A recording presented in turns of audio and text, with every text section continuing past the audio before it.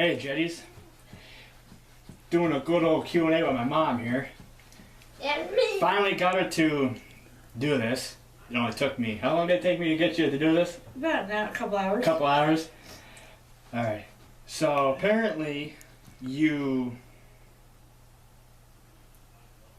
got rid of your car the other day. I know the whole story, but just explain to them what actually happened, how you got it, and Okay, I won the car through Cadillac back in 2011, and we had, we've been able to drive it for the past 4 years. We've had like mechanical issues with it. 2 weeks after I got it, the battery and the alternator went, and then we've had to have the alternator replaced twice. The belts and the pulleys replaced over the summer. And just recently, within the past 3 to 4 months, we've had a tire leak, an oil leak, and the radiator leaking. And finally, the rod in the engine was going, and it finally died on me a week ago Wednesday. So we got rid of the car because there's no way I can afford an engine, and now we're back on the bus. now, were you on the bus before, or what was your mode of transportation? Before we won the car, we were riding the bus because the car that I had previously also died. And we hadn't had a car in 5 years until we won this one. And then we've had it for 4 years, and now we're back going on the bus. And, it's starting to get really cold out, and, it's a little bit difficult, but we've got friends that'll give us rides to church and to the store if needed. But I kind of am more independent and don't want to rely on everybody to drive me here, drive me there, unless I have to. See, back to what you're saying about being independent. It's not necessarily a bad thing asking for rides, because if you have to go to the store, bring kids to sporting events and stuff like that, you're definitely going to need to reach out to your friends. I mean, you can't just walk everywhere or take the bus everywhere. I'm sure you've got friends that will give you a ride. Oh yeah, because we do have a few friends here and there that will give us rides, but it's just, I'm just not the asking type. Asking isn't really a bad thing. It doesn't make you seem, how can I put it? I don't necessarily want to say needy in a way, but it is needy though, and that's what I don't like. I'd much rather take the bus home myself, unless, if it was just me, I would take the bus up and back and forth, but with the kids, it's a little more difficult because, it's just too much for them sometimes. Trying to cross Central Avenue is a nightmare, and we have to do that quite often because depending on which direction we're going, we have to cross it at least once on a trip. And with the Christmas season right now, it's almost like a nightmare. Given that it's so cold. And yeah, it's getting cold, and like if we went to the grocery store, trying to come home with the groceries, even if we only had a little bit, it could be a hassle because you gotta carry all those bags. Because I do have one of those cart things, but bringing that on the bus sometimes isn't a very good thing either, because people give you nasty looks and whatnot. But it's better than not doing it at all. And at some point, I'm hoping at some point, hopefully sooner than later, but who knows, getting another car because, we didn't have a car for 5 years, and then we got one, and we kind of got spoiled by it. It was it's a godsend. It wasn't really expected, and when you heard the news about it, Oh, I cried. And how did the kids respond to that? Were they? They were like super, super excited. They were, that was our Christmas present for the year because, what I do is I do a lot of volunteer stuff, and it's easier to go in a car than it is to go on a bus. Like, for example, we do a lot of volunteer work at church, we do a lot of volunteer work at school, and, basically wherever. And like today we did volunteering with the Toys for Tots. We had to take a bus to the location to give us a ride over to where the warehouse was. And it was already something that they were going to do, but we had to get up at the crack of dawn because I don't know how being out of the bus schedule type thing, we didn't know we had to be there by 9:30, and we got there at 9 o'clock, and nothing was open, so we were outside for half an hour. But then the lady did come a few minutes after we got there and open up the little shop and let us in so that we wouldn't be outside in the cold. But if she hadn't come, we would have been out there for half an hour, and it was cold this morning. I mean, it wasn't bitter, bitter cold like it could be in the winter, but it was cold enough where, you know, we don't want to get sick either. Now, do you guys just drop toys in the bins, or is there like a special station where you wrap them? We didn't wrap any. Basically, what we were doing is sorting them and bagging them up for people coming to pick them up for, you know, other kids that are in need for Christmas. And, you know, it was, you know, we ended up loaded a couple trucks of, you know, they came to pick up their order. We loaded the age groups that they needed into the truck, and then they took it wherever they were going with it, which was kind of cool because, you know, once you see the Toys for Tots box, you just put your toy in there. You don't know really where it goes. Yeah, you can buy something for somebody that you've never even met or have any sort of connection with, and you can just buy them whatever you think they would be interested in.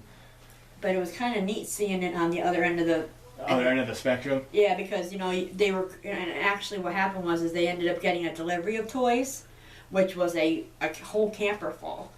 And so just before we had to leave, they were starting to sort, and we were loading up a U-Haul with an order, and we, you know, ended up loading 2 different, like, decent-sized trucks with their orders of toys that they needed for, you know, different age groups, because they have it split into, you know, age groups and whatnot. And it was kind of neat to see that when you donate it local, it stays local. No, I've never been one of those kids that has never had a good Christmas. I've always had, you know, family there to spend with, so I don't really know how it feels to not be around a Christmas tree. Well, they like have every year I've always waken up, always had Christmas presents under the tree, so I can't really relate to how those kids feel when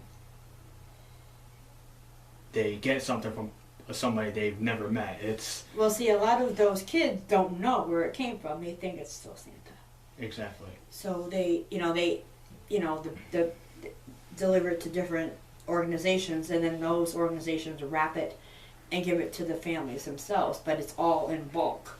Like they need 47 things of age 7 to 10 or whatever, and they request it, and the toys are already in bags, and they give it to them, and then whatever's in that bag for that age group, that's what they get. If you don't say, I want Lego X thing, and then you get Lego X thing. If there's Legos in the bag that you got, then that's what you get. Yeah, it's basically, you know, that old adage, that old You slogan, get what you get. It's, you know, beggars can't be choosers. Right. It's like, you know, it's better to receive and be happy with it than get something that you're not happy with, and then there's really no trade-off. I mean, I hate to say you're stuck with it, but then again, you really are. You know, it depends on, I mean, sometimes, you know, it depends on what, you know, I mean, I don't know what's going on the other end of the spectrum as far as when they deliver it, but, you know, there's a whole different bunch of stuff out there that, you know, you could order something or ask for something and then you get it. But I don't think that's how, you know, Toys for Tots, you can go and, you know, depending on which agency they go through, they go and they wrap them themselves, and then they give them to the families, and then you get whatever they rep for you. Yep. Because I don't see that other side of it. So, you know, you see the box in the store, and you think, well, where does this go? Well, I kind of have an idea of where some of it goes, because I got to see it and do it. So that was kind of. So you know firsthand. Okay, well, maybe a Lego set will go to a 6, 7, 8-year-old, or, you know, maybe send a bike to a little girl. And well, there is no bikes.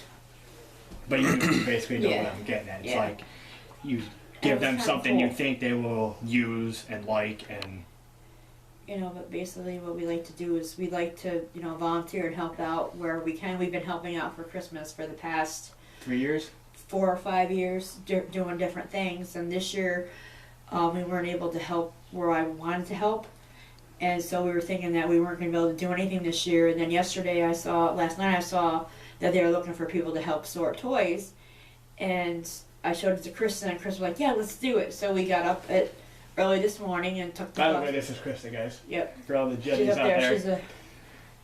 She's a little one up there, and so we got up early this morning on a Saturday and got on the bus and went down there and did that, and it was really kind of a cool thing because that's the kind of stuff that we like to do, even with a car, without a car. You still want to be able to help people, no matter how you can get there.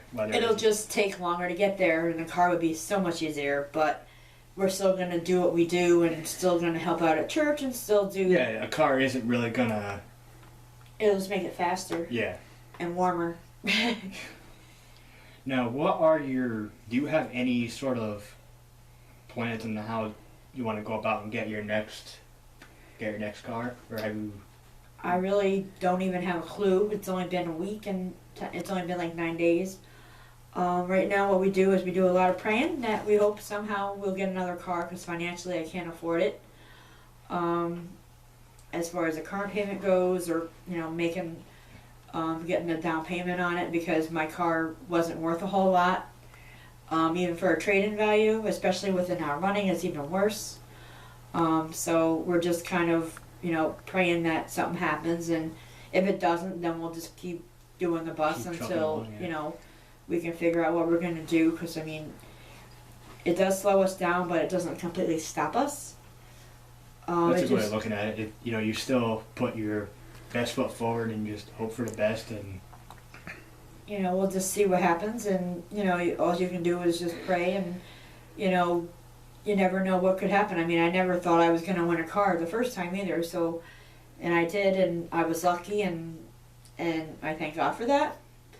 And so, and basically, I've talked to a couple people and said, well, just because it happened once, it can happen again. I'm like, we'll see. But, just basically, you just rolling with take it. life as it comes to you and take it for what it's worth, and never give up. Never take anything for granted, I guess you could say. No, because I never did with this car. It took, they had, in order for us to win it, the Auto Cadillacs page had to get 2,000 likes. And at the time, they only had 300, and I'm like, I don't know, 1,700 people. I'm going to have to go make flyers, hang out at the mall, or whatever. And in less than 24 hours, their page got 2,000 likes. And then they said that if their page got 3,000 likes before we got the car, they would throw in the registration and the license plates. Well, it did. And, I don't know 2,700 people.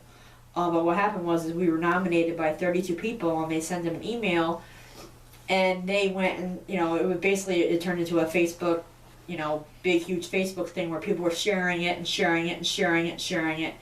Word of mouth. It just blossomed from there. And I went through some of the likes because, some of the people I don't even know who they are. And it went global.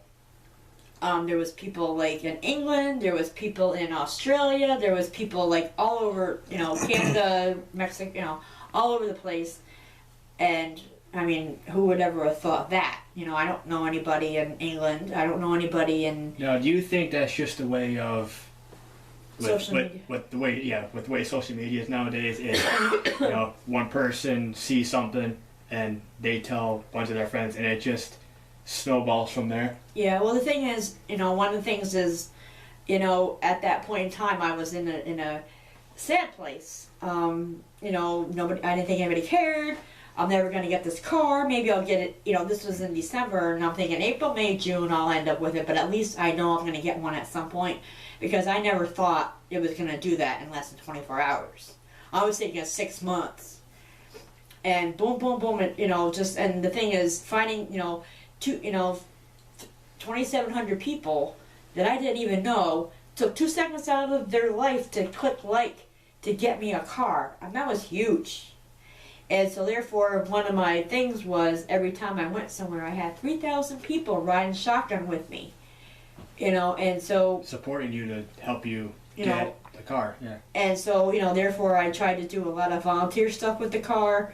We did do some stuff for us, but a lot of it was like, the first thing I did with the car was when their elementary school was having a festival, fall fest or a winter thing, and I went, this was like almost, a while after I went and got cider donuts.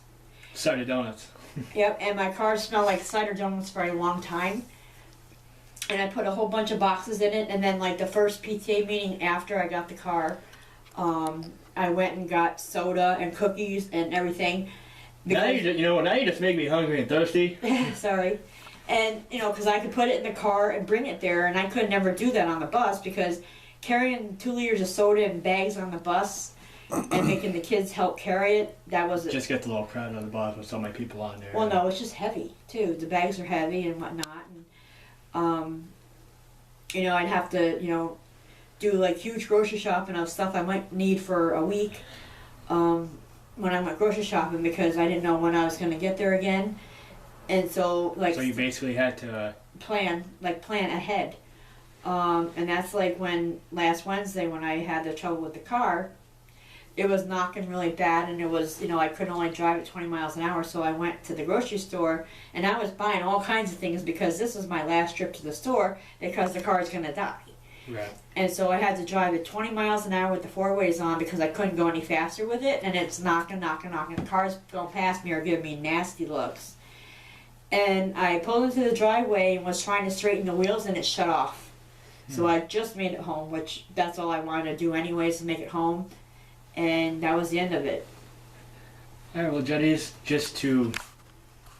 before we switch gears here, basically what we're trying to say is, if you've ever rewarded something, never ever take it for granted. Always get the best out of it you possibly can. And what we're going to discuss now is recently I've been on Facebook and I seen that Fonda Speedway in Fultonville, New York, they're under new management, and supposedly they want to change the track conditions. Now I don't know how to react about this. What are your thoughts? Well, I was just gonna, no, it's okay, go ahead. So apparently they want to slow down the track. I don't know how they expect to do that. My thinking is they'll only change the way they prep the track to hence slow it down. I guess it'll just be a waiting game. What? Did you want to add anything?